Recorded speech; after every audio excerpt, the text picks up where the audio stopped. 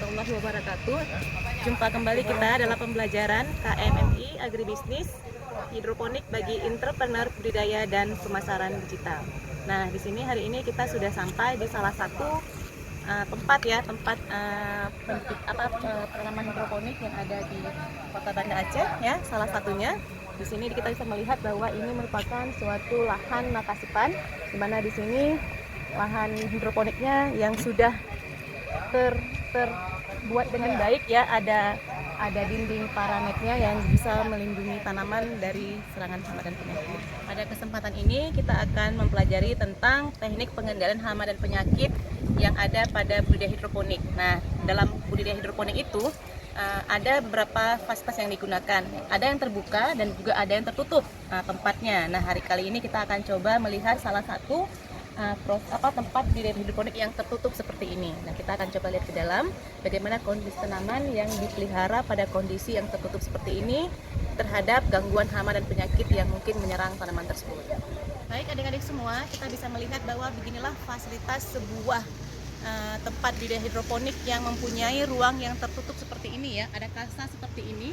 Ini menunjukkan bahwa sudah dilakukan proses perlindungan terhadap tanamannya, yaitu dari serangan hama dan penyakit ya. Nah, kita bisa melihat di sini bahwa ada beberapa contoh tanaman. Walaupun sudah seperti ini bukan berarti bahwa tanaman tidak sudah bebas ya. Tapi ini hanya sebagai usaha, salah satu usaha kita untuk melindungi tanaman kita dari gangguan hama dan penyakit. Tapi walaupun begitu, sudah dibuat seperti ini tetap juga ada ya, kita melihat bahwa ada hama dan penyakit yang menyerang tanaman. Ini bisa kita lihat dari contohnya nih, ada tanaman yang sudah menunjukkan daun yang berbolong-bolong seperti ini ya.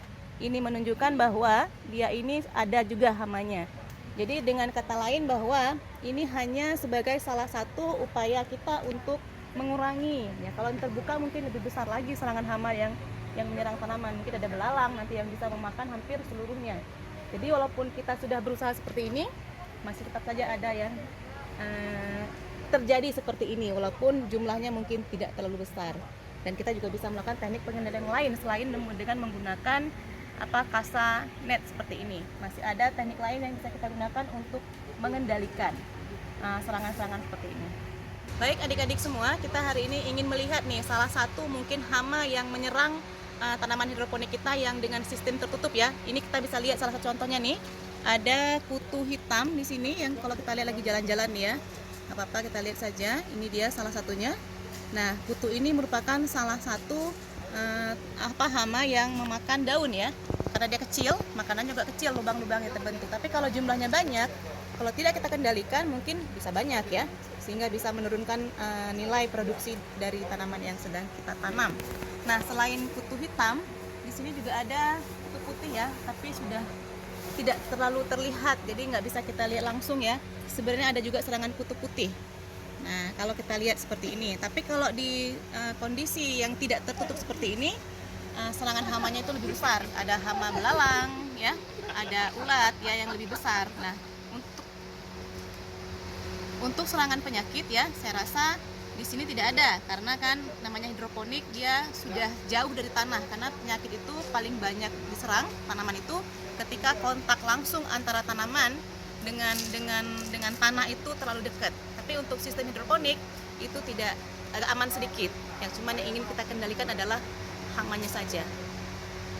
Dan selama ini untuk yang seperti ini mereka menggunakan pestisida nabati ya, tidak menggunakan pestisida kimia, karena kita ingin mendapatkan tanaman-tanaman yang bebas dari residu bahan kimia sintetis, sehingga selama ini pun yang sudah mereka lakukan menggunakan pestisida nabati itu sudah mampu untuk mengendalikan serangan dari hama kutu hitam tadi dan kutu putih.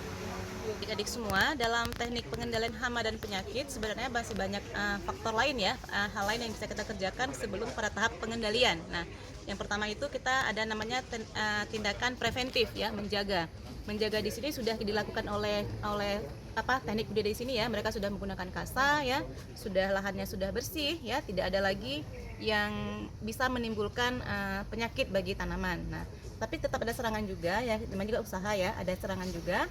Nah, serangan ini bisa dikendalikan dengan menggunakan pestisida sebenarnya, yang baik yang kimia maupun yang organik. Nah, tapi di sini yang digunakan adalah pestisida organik, yaitu pestisida nabati. Nah, pestisida itu bisa kita peroleh mudah ya, nggak mesti buat sendiri. Kalau kita mau buat sendiri juga bisa. Kita menggunakan seperti daun nimba, kita gunakan cengkeh, kita gunakan tembakau. Nah, jadi kita bisa buat sendiri sebenarnya. Tapi kalau nggak mau repot, kita bisa mendapatkan pestisida nabati itu di toko-toko pertanian terdekat yang ada di sekitar kita. Mudah membelinya. Dan sehingga aplikasi juga gampang. Kita tinggal ikuti dari anjuran yang ada di kemasannya. Tinggal dipergunakan, disemprot ya. Nah, ketika ada serangan saja, bukan preventif ya. Disemprot ketika ada serangan, ada kutu di sana. Tapi kalau tidak ada kutu, tidak disemprot. Tujuannya apa?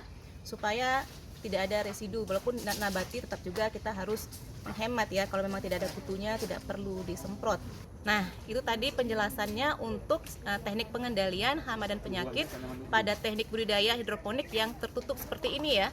Lebih sedikit hama dan penyakit hama yang menyerangnya, tapi nanti mungkin lain kali kita akan melihat suatu sistem budidaya hidroponik yang terbuka, yang mungkin kita akan bisa melihat lebih beragam hama-hama yang bisa menyerang tanaman kita, dan juga kita harus tahu bagaimana teknik pengendalian yang tepat untuk kondisi yang seperti itu.